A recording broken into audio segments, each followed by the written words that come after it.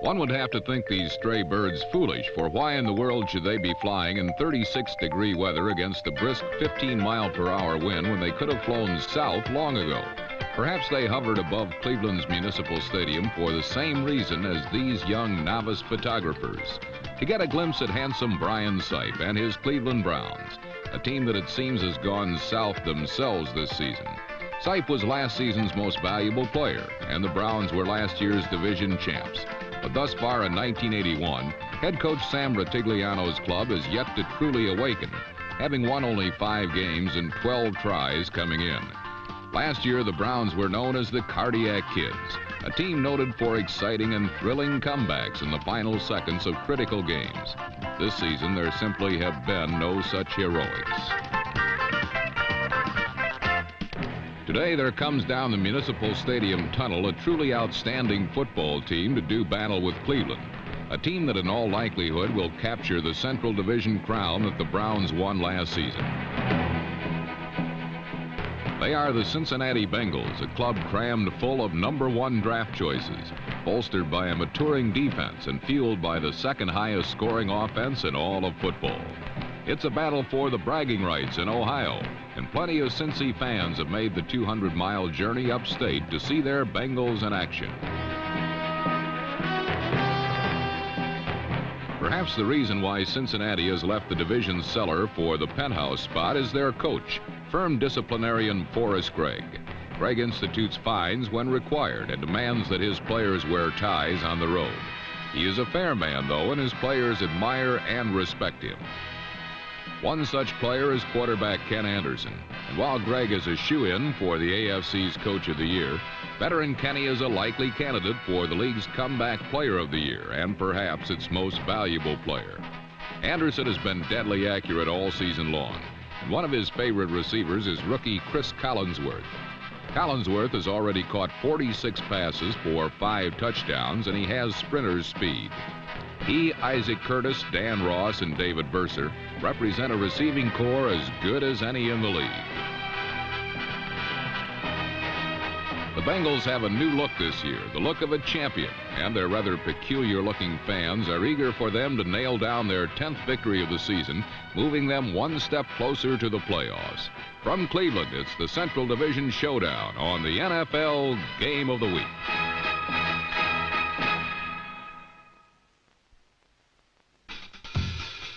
When you play the Bengals, you better remember one thing: do not turn the ball over. Or if you do, you will realize just how hungry and opportunistic they truly are. Number 26, Dino Hall, failed to remember early in the first quarter.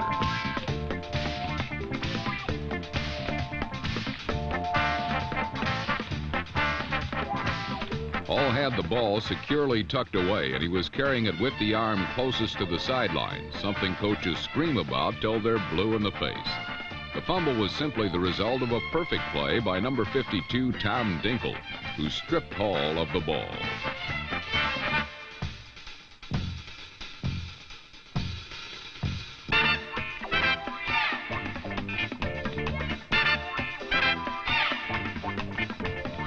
Cincinnati recovered on the Cleveland 11-yard line, and like the Bengals have proven all season long, if you fumble it away, you gotta pay.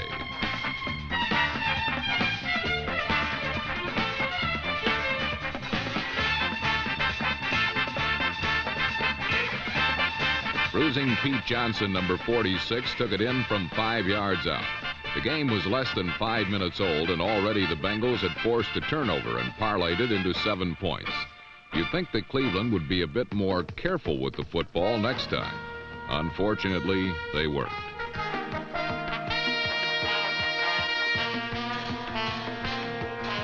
Mike Pruitt's fumble again gave the visitors great field position. After the last turnover, it took them 3 plays to score. After this opportunity, it only took them 2.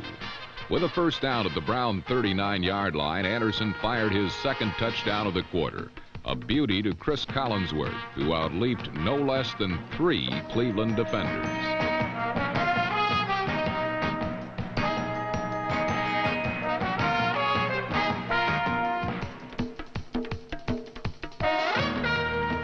Cleveland had 2 turnovers. The Bengals had 2 touchdowns. In each of their first two possessions, Anderson had tossed a pair of scores. Last week, Anderson and his core of deep men shredded the NFL's best defense for 396 yards through the air as they made mincemeat of the Denver Broncos. Coming into this, the 13th game of the season, they had tallied 330 points, second best in the league. Halfway through the first quarter, Cincinnati had forged a 14-point advantage. It has been said that if one stares into the eyes of Lyle Alzado like Medusa, one will instantly turn to stone. Number 77 is a fierce pass rusher and a very physical defensive end. And when he's on, he can single-handedly change the course of the game. But when number 77 assumed his evil stance and set his sights on Ken Anderson, it was he and his fellow defenders who were turned to stone, where Anderson's quick two-step drop and marksman-like accuracy burnt the Brown defense as if they were standing still.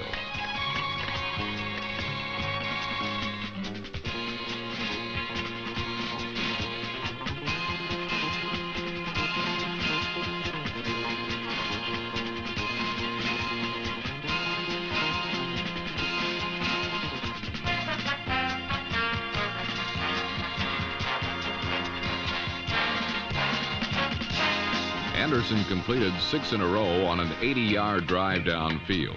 And with mean faces but empty hearts, the Cleveland faithful implored the Browns to make a stand.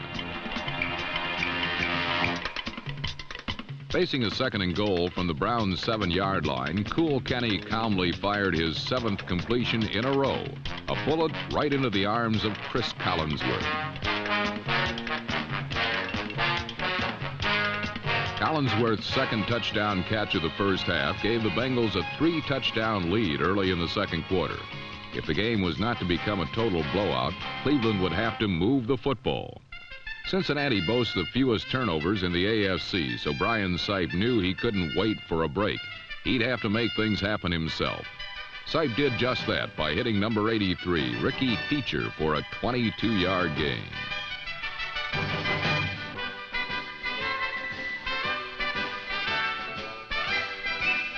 Feature's catch moved the Browns out to the Bengal 45-yard line. Then Sipe looked to Ozzie Newsome, number 82, to move them closer to their first score of the game.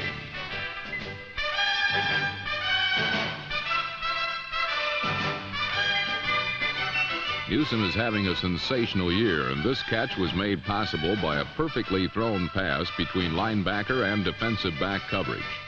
Sipe threw just as Newsome made his cut, and the connection was good for 27 yards.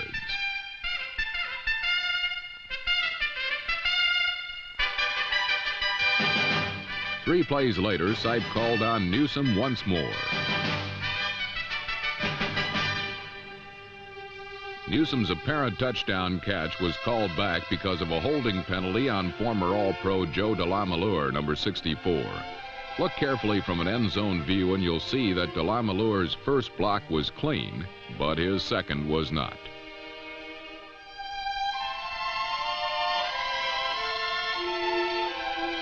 Sipe found himself in trouble. He trailed by 3 touchdowns, and now he faced a 3rd and goal from the Bengal 30. These are times that try men's souls. Sipe rose to the challenge.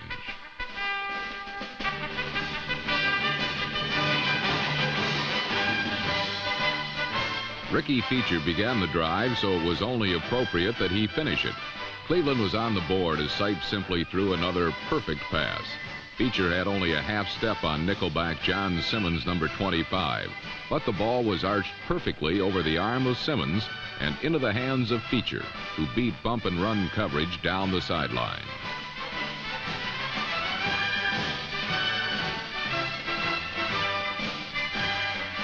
The touchdown cut the Bengal lead to 21-7, but a little over 3 minutes remained in the quarter. Brown fans wondered whether Anderson, who had finished the day with 26 of 32 for 235 yards, had time to move the Bengals in for another score.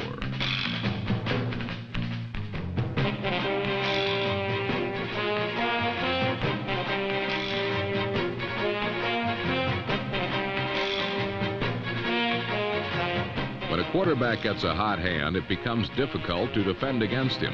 But when Ken Anderson, twice the NFL's passing champion, gets a hot hand, it is simply an impossible task. Again, Anderson connected for 5 completions in a row. But when he had them down to the Browns' 25, number 57, Clay Matthews, said, "Enough's enough." Unfortunately for Matthews and the Browns, Anderson had not quite had enough. He fired his 6th straight to Isaac Curtis, good for 22 yards, when Cincinnati needed 18 for a first down. With only 42 seconds left in the half, Anderson revealed yet another dimension. Not only was his aim perfect, but his mobility provided yet another facet.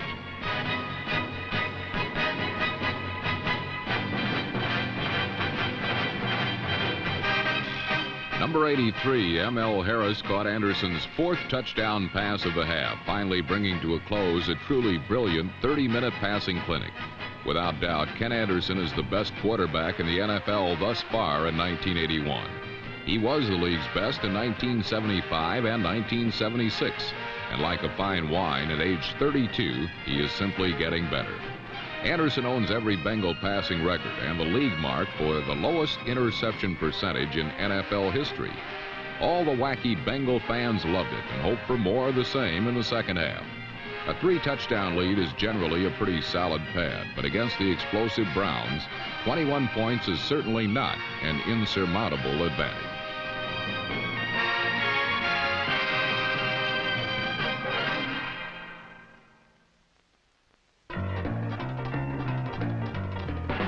Offense helped Cincinnati dominate the Browns in the first half, and defense would win the game in the second session.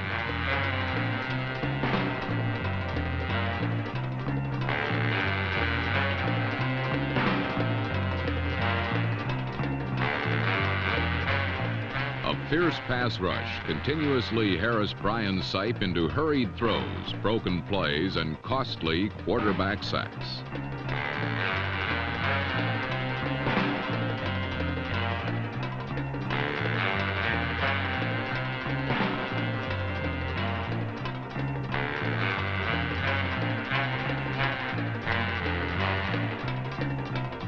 At long last, the Bengals' young line of top picks, Eddie Edwards, Wilson Whitley, and Ross Browner, are playing up to their capabilities. Another reason why Cincinnati is now a first-place team.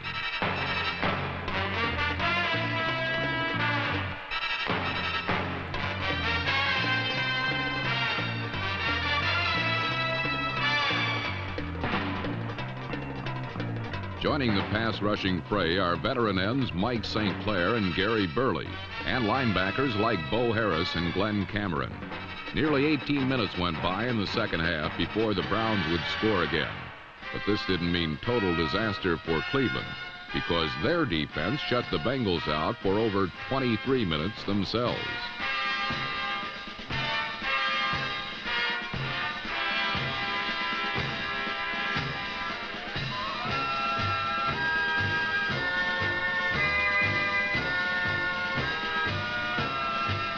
The third quarter ended with the Browns still trailing 28-7, but they clearly gained the momentum when they put together a smart offensive drive in the final period.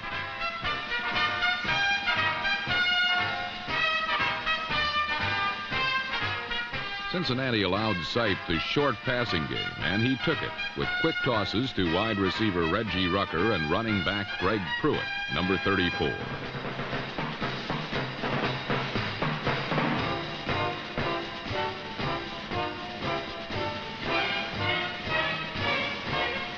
Fullback Mike Pruitt got some blocking help, and the Browns were in Bengal territory for the first time in a long while.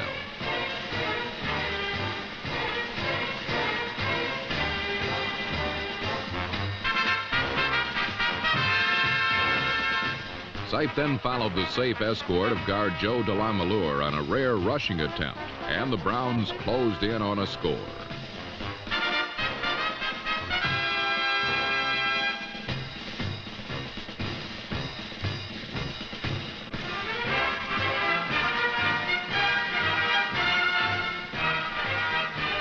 Mike Pruitt ended Cleveland's best drive of the day with a short plunge, and the Browns had the first points of the second half.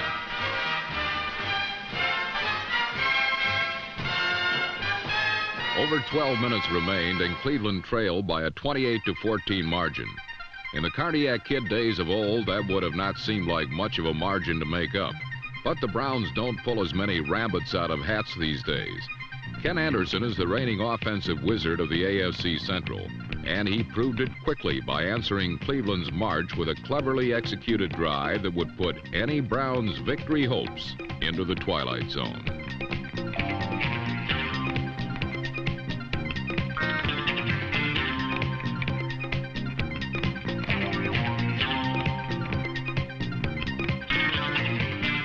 Tight end Dan Ross is having the kind of season that could make him an All-Pro as he beat the Browns for several key catches.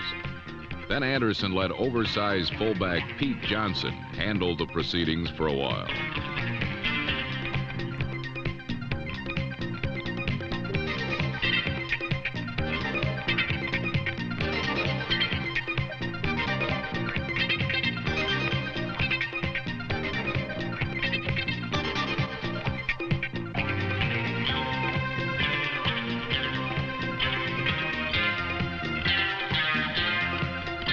Johnson's 11-yard run for a score killed any hopes of a Browns comeback. Even with a missed extra point, Cincinnati knew its fifth consecutive win was all but certain. And another 100-yard day from Pete Johnson was one reason why. It now seemed wisest for Cleveland to play out the string and hope for no further incident. But to Brian Sipes' misfortune, such was not the case as the Bengal defense kept in close pursuit.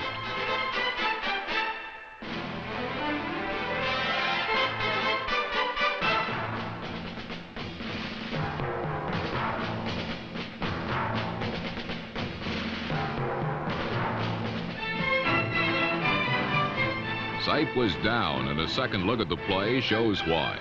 No one picked up blitzing linebacker Reggie Williams, number 57, who had a clear shot at Sipe.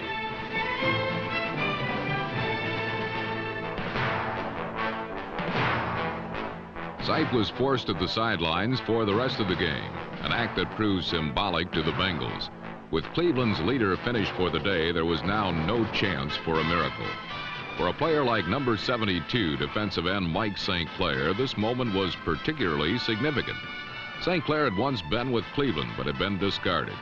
Now he returned to his former haunts as part of what is arguably the best team in football.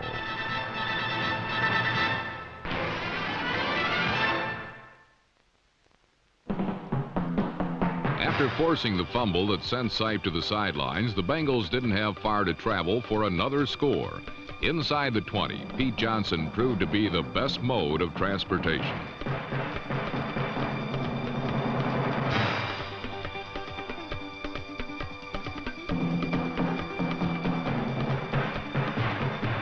Johnson's third touchdown of the game brought on the call to clear the benches. Reserves began to pour in on both sides, one of them being Cleveland's southpaw backup quarterback Paul McDonald. McDonald clicked immediately with Ricky Feature for a big game.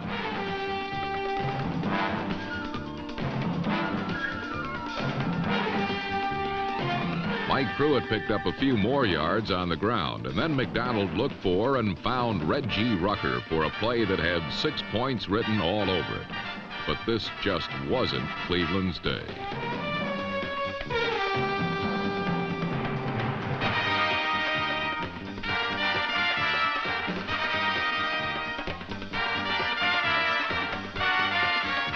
The Browns finally did score when McDonald spotted Greg Pruitt out of the backfield, cutting the margin to 41-21.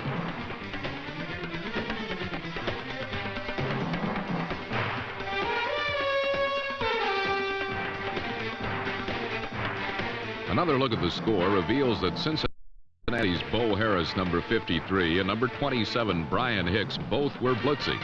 This left Pruitt with only one man to beat, which he did.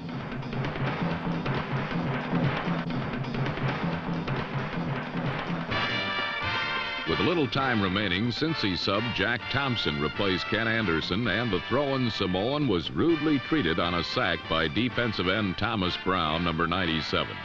But it was far too little and far too late. The game was over, and Cincinnati had themselves a big win.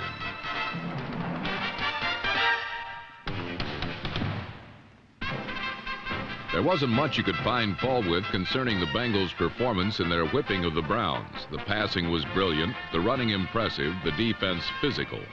For head coach Forrest Gregg, this was all important as his team battles for its first division championship since 1973.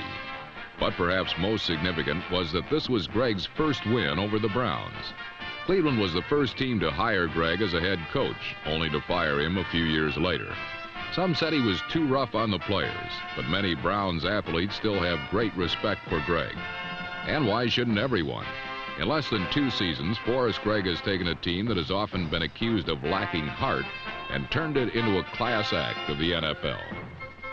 People used to wonder why Cincinnati, with all its talent, didn't win more games. Not anymore. Forrest Gregg, a Pro Football Hall of Famer at offensive line, is now achieving new goals at the coaching level. So far, it has been the best example of leadership in the NFL this season. When Bengal loyalists proclaim their team #1, it's not just empty boasting. They just might be exactly right.